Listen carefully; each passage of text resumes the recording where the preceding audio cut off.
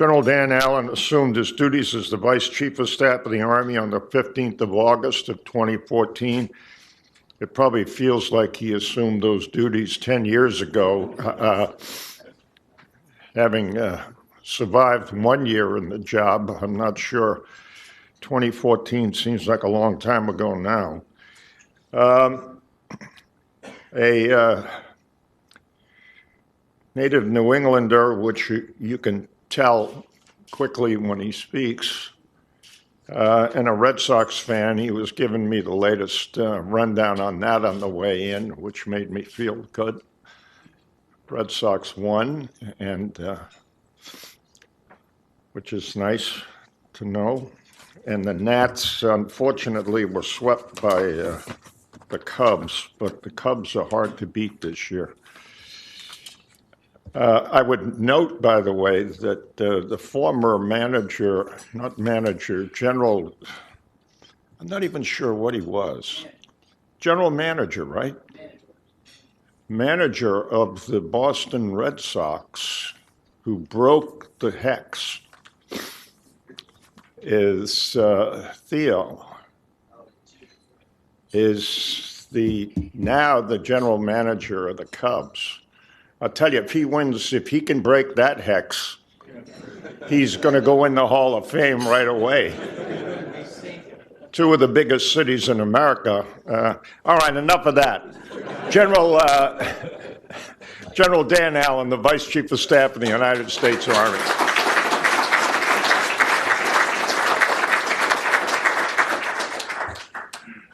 Yeah, I'm not sure exactly what that is, but we're dropping dimes already up here with Vice's coins. My aide must have preceded me just in case I might need it. Well, it's great to be with you all this morning. I'm not sure who I'm warming up for, but they must be wicked awesome because this is a big crowd for this early in the morning. So, and wicked awesome, that's New England for wicked good. So, just so you know. But to our distinguished guests, great to be with all of you, particularly our current and retired general officers. I'm glad I found where the Army staff hangs out at this time of the morning. I didn't see you all in the gym, so I figured you must be, recharging. So good to see all of you. But before I begin here this morning, I want to take a couple minutes to recognize General Sullivan. Our 32nd CSA, and for the last 18 years, he's provided critical leadership here to the Association of the United States Army. And given that this may be the last time I get to spend official time with you in your role as the president, I want to convey my deep personal appreciation and admiration for all you've done for our soldiers, our civilians, and our families throughout 6 decades of service, which that really rolled off my tongue well because that's longer than I've been alive, and I'm sure you wanted to be reminded of that. But you've been a great mentor to me. You've been an example to tens of thousands, and you are a tireless advocate for our Army across many generations. And so I would ask us all to recognize this national treasure.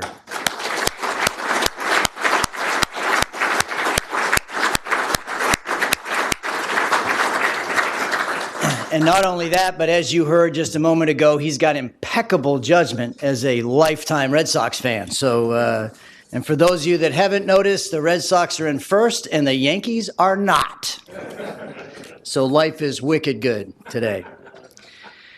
So today our Army is at a strategic crossroads. The decisions we make in the next few years will lay the foundation for the next generation of soldiers. And as we incorporate lessons from more than a decade of conflict, adapt our formation for the demands of today's complex operating environment, and build critical capabilities to ensure overmatch for what we expect to face in the future, our Army requires the right strategic vision, the humility and willingness to learn, and the boldness to carry through on the difficult decisions that lie ahead. We live in a dangerous world, and after more than 14 years of continuous combat, it's tempting to hope that a respite lies just over the horizon. Instead, the global security environment remains unstable and continues to place a high demand on our Army. Today, the Army has over 187,000 total force soldiers supporting combatant commanders in over 140 countries. At home and supporting every region of the world, our soldiers stand ready, conducting combat operations, deterring aggression, and assuring our allies and partners. I'd like to begin by sharing 3 brief stories that illustrate just what these numbers mean. They demonstrate the breadth of missions the Army undertakes on behalf of our nation and highlight the demand placed on Army leaders at every echelon in today's operating environment. The first story is of Colonel John Meyer and the 2nd Stryker Cavalry Regiment, forward stationed in Germany.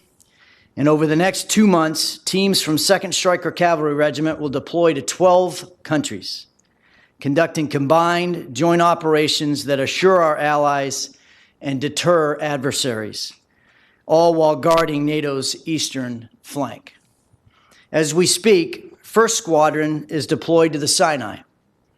Last month, the 2nd Squadron completed a decisive action rotation in Hohenfels as part of a multinational brigade combat team.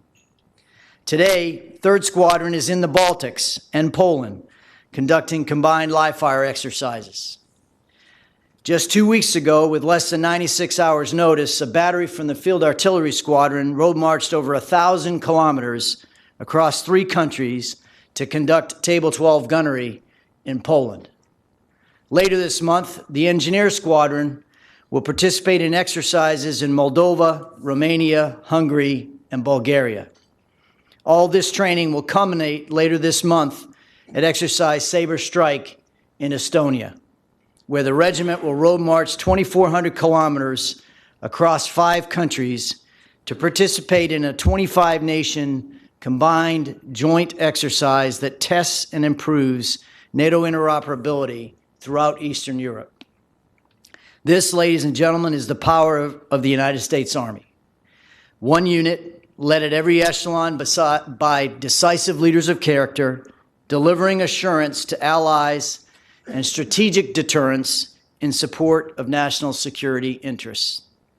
In nearly every exercise in which the 2nd Stryker Cavalry Regiment participates, members of the Army National Guard and Army Reserves serve shoulder to shoulder, providing critical capabilities that are essential to the Army's ability to fight and win in this complex world. These citizen soldiers provide strategic flexibility and operational depth for our Army and the nation. Few units illustrate this flexibility better than the recent op-tempo of our 30th Armored Brigade Combat Team from the North Carolina Army National Guard. In December, when Hurricane Joaquin hit the southeast coast of the United States, 70 citizen soldiers from the 30th Armored Brigade Combat Team deployed immediately to provide swift water rescue, infrastructure protection, and logistics support. These National Guard soldiers came from Colonel Vern Simpson's brigade that at the time was already supporting 3 geographic combatant commanders. Here in the United States, the 30th Armored Brigade Combat Team's headquarters supported joint interagency disaster preparedness exercises with NORTHCOM. In Kosovo, Colonel Simpson and one of his battalions led peace support operations with NATO, fulfilling a strategic mission for European Command. And in Jordan, members of the 30th Military Engagement Team built the capability and capacity of a key regional ally, helping CENTCOM shape the theater. Again, one Army unit providing strategic flexibility to 3 combatant commanders. This is mission command and distributed operations for the nation. At the same time, soldiers from the 916th Forward Engineer Support Team, an Army Reserve unit in Nebraska, provided strategic depth, supporting operations on 3 continents. In Korea, a team of soldiers worked directly with the Republic of Korea engineering agencies to conduct route surveys and infrastructure analysis. In Europe, members of the 916th trained with Danish, German, and British units. And in the United States, these trusted professionals supported disaster response plans with infrastructure analysis, emergency evacuation, and temporary shelter construction. This is the strategic depth across the range of military operations provided by U.S. Army Reserve soldiers and units. Given demand from combatant commands for Army forces, the diverse mission sets required of our Army, our force employment in support of combatant commanders exemplifies one Army delivering strategic effects for the nation. The stories of the 2nd Stryker Cavalry Regiment, 30th Armored Brigade Combat Team, and the 9th 16th Forward Engineer Support Team are informative, not only because each highlights the truly amazing work of leaders across our Army, but because they illustrate the central challenge facing our Army today. Despite significant reductions of force levels in Iraq and Afghanistan, demand for Army forces has not abated as quickly as our end strength. Instability across Europe, the Middle East, Africa, and the Pacific, coupled with continued threats to the homeland, require our Army to simultaneously ensure the highest levels of readiness across the range of military operations while building the Army for the future. This is no small task. At current end strength, the Army risks consuming readiness as fast as we build it. Today, the Army has a third fewer active brigade combat teams than it did in 2012. Yet emergent demand for Army forces across combatant commands has increased by 23% during the same period. Today, the Army fulfills nearly half of all planned combatant commander requirements and almost 2/3 of emergent demand. Yes, we have a very busy Army, and we're struggling to adequately modernize our force for the future while sustaining current operations tempo. And given an unpredictable world and the continued demand for Army forces, readiness is and will remain our Army's #1 priority.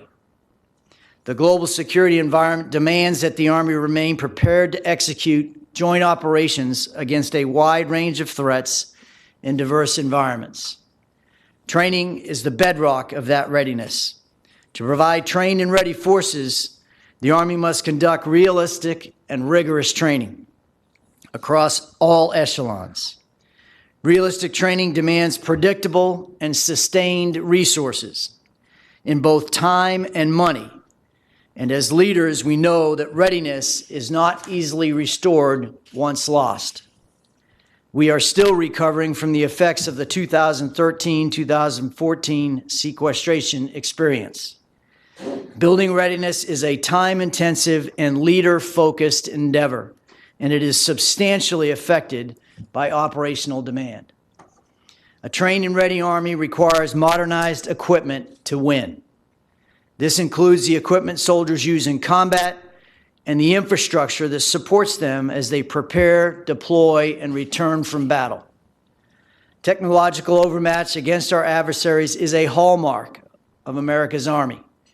And as leaders, we have an obligation to deploy our soldiers into combat with the best equipment our nation can provide. However, a consequence of current fiscal constraints is that the Army cannot deliver the most modern equipment in reasonable fielding timelines, and we risk falling behind near peers in critical capabilities. Decreases to the Army budget over the past several years significantly impact Army modernization. Since 2011, the Army's modernization program has shrunk by 1/3, and today our modernization program is $36 billion less than the next closest service. And we extend this trend line across the current FIDA. Given these trends, and to preserve readiness in the short term, the Army has been forced to selectively modernize equipment to counter our adversaries' most pressing technological advances and capabilities. These decisions increase the time necessary to defeat an adversary, increase risk to mission, and potentially increase casualties. These trade-offs are reflections of constrained resources, not strategic insight. Moving forward, we must fight the temptation to look for easy answers. There are no silver bullet solutions to ensure our Army remains ready today while building the force for the future. Some have suggested that halting the reduction in end strength would solve the problem. Increasing end strength would provide flexibility, but if Army force structure is increased without a commensurate increase in funding, then all we do is add to the burden of imbalance that exists in our force today. Others argue that the nature of warfare is changing and that land forces will not be required to prevail on future battlefields. They suggest that instead of investing in readiness today, the Army should focus on building the tools for tomorrow's conflicts. Conflicts that some assert won't require the commitment of large numbers of land forces. But we have been down this road before. One such prognosticator wrote that modern wars will, and I quote, be decided by navies and air forces, while ground forces assume a subordinate role, end quote. This, by the way, was written in September of 1941. This is why former Secretary of Defense Robert Gates was right when he warned, and I quote, when it comes to predicting future conflicts, we need more humility, less certitude, and better familiarity with history, end quote. It is precisely with humility that the Army embraces the demands of this complex future that faces us. And it is our deep familiarity with history that convinces us of the immutable nature of war.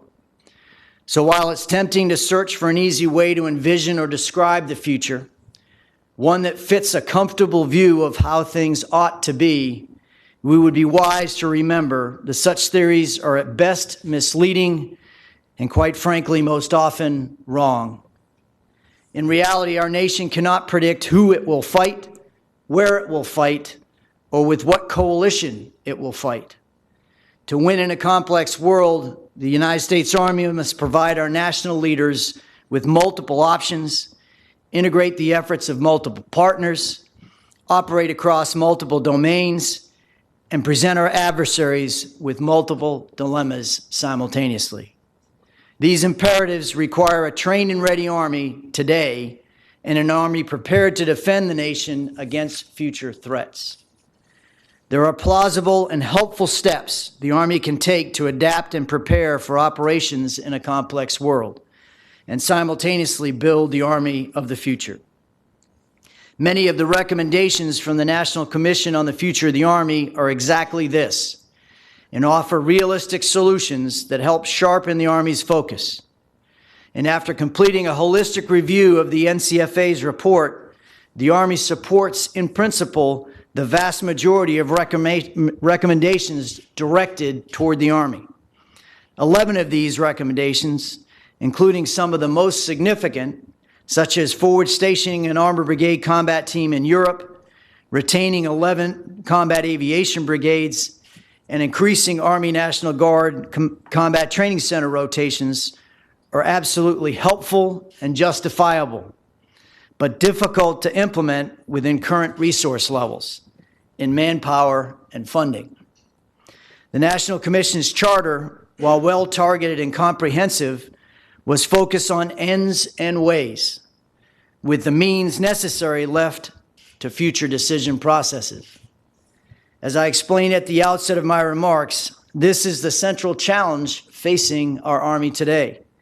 While the current budget provides a modicum of predictability, it is insufficient to simultaneously rebuild decisive action readiness and modernize for the future. Making matters worse is the looming threat of a return to sequestration level funding in fiscal year 18.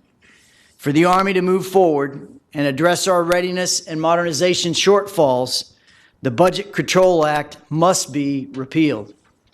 The program BCA levels of funding in the years ahead impede predictable planning and sustained program momentum, and represent a clear and present danger threatening the Army's ability to fulfill our national security strategy. As we navigate this time of uncertainty, there are many hard choices in front of us. And as leaders, we must challenge every assumption that we have. We know the trade-offs will be hard to swallow. So the decisions we make, no matter how painful or unwelcomed, must ultimately be for the good of the Army, our joint force, and our nation. It's incumbent upon us as leaders to provide the most capable and ready force while operating within fiscal constraints and minimizing risk. This is our sacred obligation. Before I go, I'll leave you with just two guiding thoughts. First, our Army has led through change before, and the challenges facing us today can be overcome with positive, innovative leaders of character at every echelon. Second, we are the greatest Army in the world. We are committed to remaining the best for years to come, and we'll do so as a total force, as part of a joint team. I look forward to your questions. God bless you all. Army strong, and go Red Sox.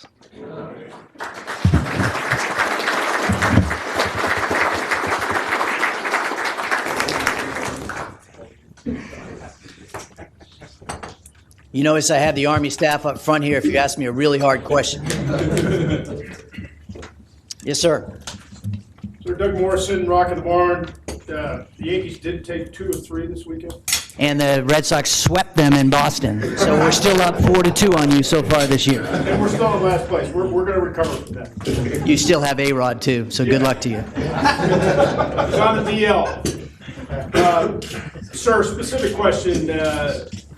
Was down at Fort Benning here a couple weeks ago talking about requirements to meet that deterrent mission in Eastern Europe. And one of the things that was mentioned was mobile protected firepower for that combined arms maneuver at the IBCT level.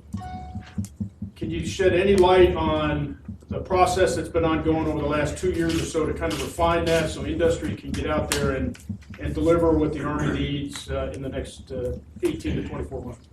Yeah, I talked about, thanks, Doug. I appreciate your insight as well as your hands-on engagement there at Fort Benning. I talked about the process that we've had to undergo in an environment where we don't have enough resources to address all of the modernization gaps that we have. So we went through a capabilities needs analysis process led by TRADOC. We identified the most significant gaps in our capability, and then we prioritized our modernization program accordingly. And so for the Infantry Brigade Combat Team, the two most critical gaps are mobility.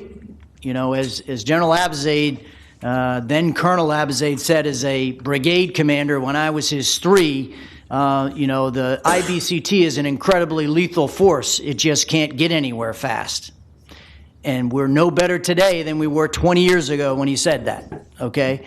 So we have to address that issue, and we're going after that with both the ground mobility vehicle and with increases in lethality via mobile protected firepower. So we are in the process of refining that requirement. And as we refine that requirement, that will bring clarity to the to industry to help us deliver the capability that we need, hopefully on an accelerated timeline. So hopefully that helps you there, Doug. Yes, sir, in the middle. Hi, sir. Tom Smedley from Esri. Thanks for coming today. It's hit me in the face this month of May that my peer group, their sons and daughters are graduating. Many of them are getting commissioned into our military, into our Army. And so as you think about the agility of expeditionary and distributed mission command, the agility of a mindset to do humanitarian assistance, disaster relief one day, and perhaps kinetic operations all around the world. We just celebrated 100 years of Army ROTC. Do you sleep well at night thinking about the training and education of the next generation of leaders to win in a complex world? The answer is yes. In fact, I tell people nothing keeps me up at night. I'm so exhausted when I get home, I sleep like a baby. But To be honest, my wife sleeps a little less well because I have one of those children about to join this great Army, and it's a little more daunting for her than it is for me. I know he's doing what he wants to do, and frankly, I've had an opportunity to dialogue with many of our cadets at West Point in our ROTC programs over the last several years, and it's an exciting time to be a junior leader in the United States Army.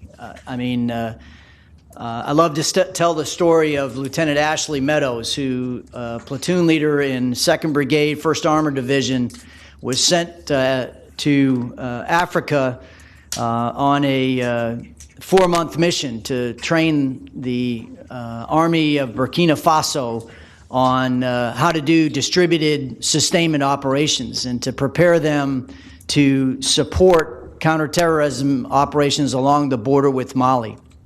And she was about 3 months into the mission when they had a slight political hiccup in Burkina Faso. You might recall that they had a coup there just this past fall. And she was at ground zero when that coup hit. And I had an opportunity to talk to her about a month after she got back, and I said, so what was it like to be 3,600 miles away from your next highest headquarters with a team of non-commissioned officers when a coup happens? And you might be a little surprised to hear that the first word that came out of her mouth was awesome. Not what I would have, remarked with first thing off the bat. I had a few F words in mind that weren't fantastic and fabulous. But I said, so what did you do? And she said, well, I listened to my non-commissioned officers. They gave me counsel about what we should do. She said, we secured our people and our equipment. And within 72 hours, the Air Force helped evacuate us, back to safety. That's not the best part of this story. The best part of this story is what happened after that platoon left. There was only one unit in the Burkinabe Army that the incoming president would trust to provide him security during the transition of the government. It was that maintenance company that Lieutenant Meadows' platoon had trained. And so that's the impact of leaders of character working in small teams distributed across the globe, raising the capability, capacity, and trust of our partners and allies. And when you think about, I got to do a lot of cool stuff as a lieutenant, but I never operated 3,600 miles away from, my next higher headquarters. And it's routinely happening both with teams of junior officers and mid-grade to senior non-commissioned officers across many of these 140 countries that we're operating today. So it's an exciting time.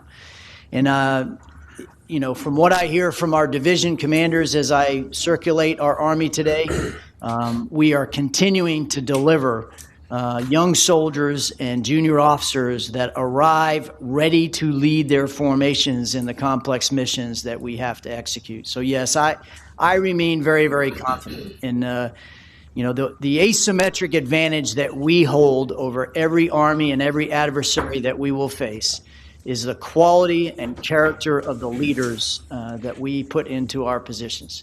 We trust them, we empower them, and we hold them accountable, and they deliver each and every day. So I'm very, very confident. Thank you. Yes, ma'am. Hi, sir. Courtney McBride with Inside the Army. Just wondering whether you can provide us with an update on General Milley's plans to reform the AROC, and whether you have any specific examples of programs that may have changed as a result of these reforms. Well, his plans to reform the AROC is past tense. It's been reformed. Okay, the Army Requirements Oversight Council was predominantly a staff-centric process when the recommendation to adapt it was brought to General Milley as part of our efforts to reform acquisition as we move forward, partially in response to the NDAA, but frankly, primarily in response to the need. And so the process now is a commander-centric process. And I won't talk about the specific capability that we were discussing But just this past week, we reviewed a program that is absolutely vital for the future of our Army, and specifically Army Aviation. And it was the thumbs up, thumbs down for the critical performance parameters for this program that commanders of our MACOMs across the Army provided to the chief to enable him to make the right decision.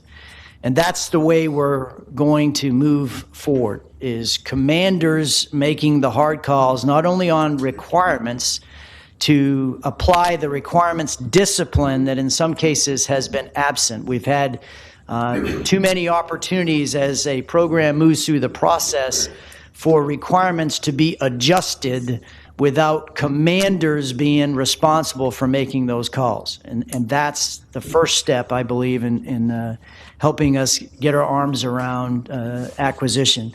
And the second part is that commanders will also be at the center of cost-performance trade-offs as a program moves forward through the process. So that process has already been adapted. The words I'm hearing from across all of our stakeholders is it's a step in the right direction. And frankly, it's one of many adjustments that we will continue to make as we move forward to reform acquisition and hopefully get the right capability to our soldiers in time for need as we move forward.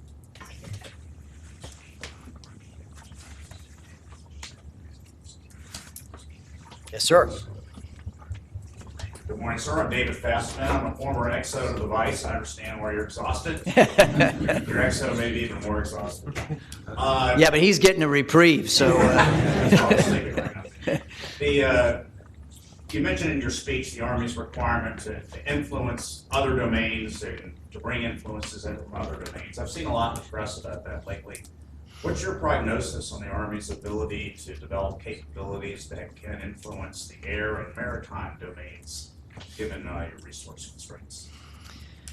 Well, it's a great question. I thought you were going down the path of cyber, and I was about to tell you that we're doing a lot there, frankly, as the rest of our programs have shrunk, both force structure and resourcing for our cyber capability is on the rise for all the right reasons. Frankly, we are working closely with both the Air Force and the Navy as part of our service-to-service dialogue that we have. We have restored a board with the Marine Corps that was somewhat dormant over the last couple of years to reinvigorate our shared responsibilities for dominance and land combat as we move forward.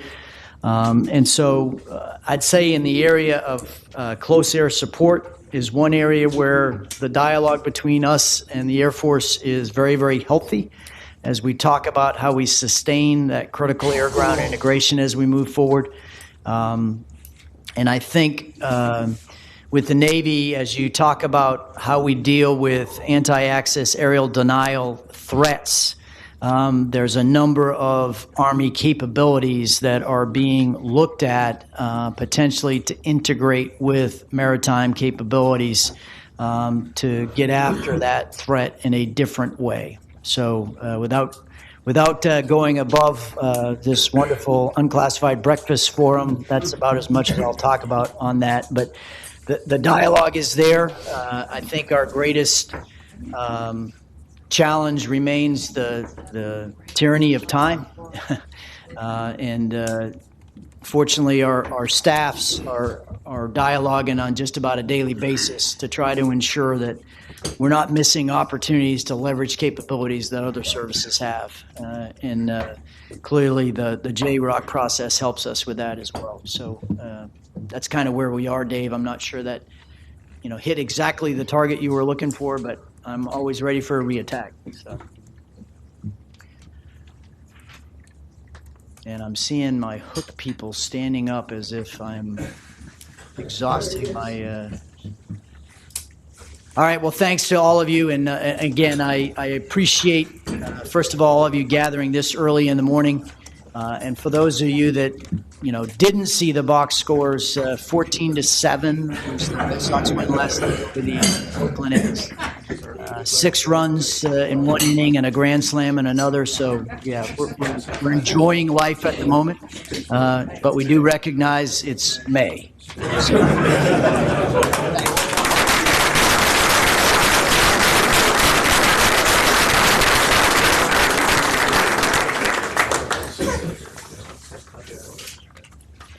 Thanks a lot, General Allyn. It's great. Thanks for your support. A couple of notes here, just for the record.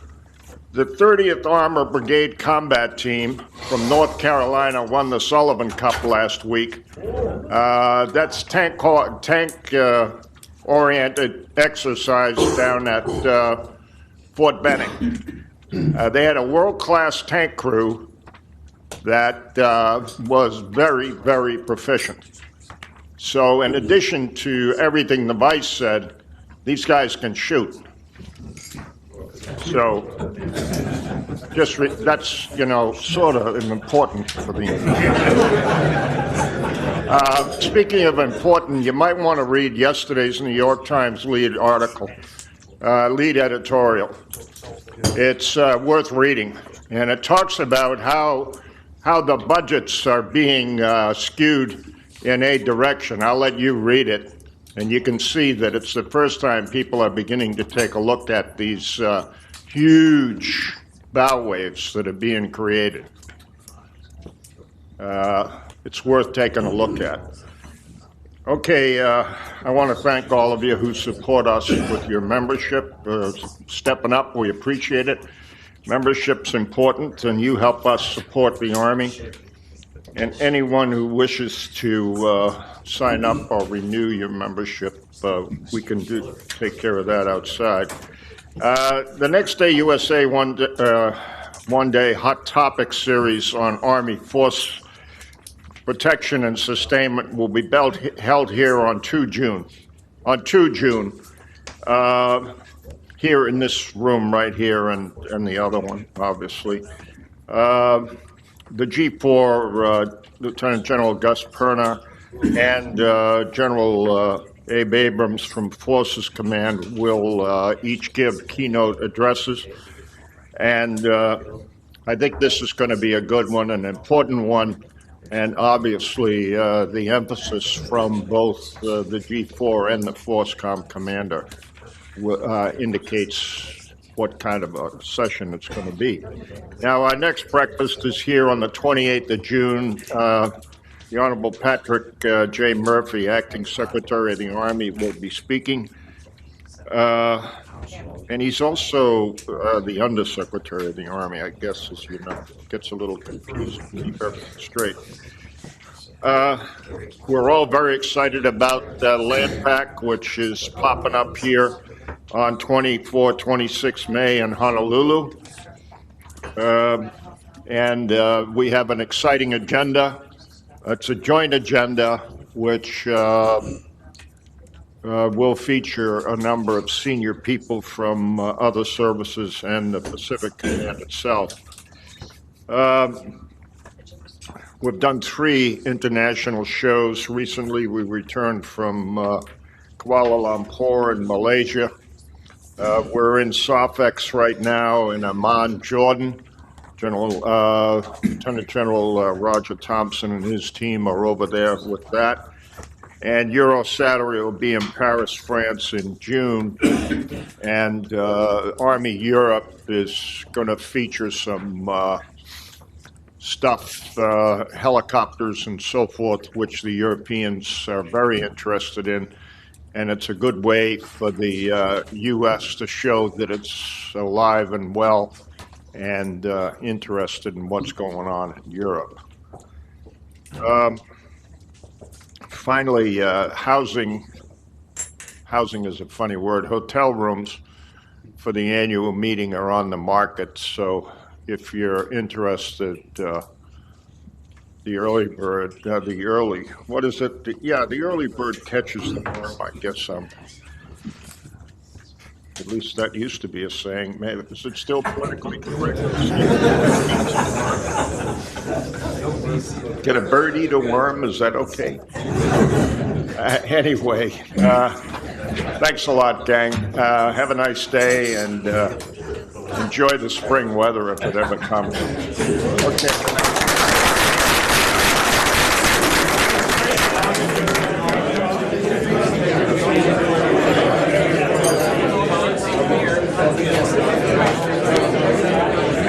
Let me do something which I forgot to do. I got so wrapped up in some of the other stuff. Thanks a lot to DRS. Hey, Wayne, thanks a lot to DRS for sponsoring the breakfast. How about a nice hand for DRS?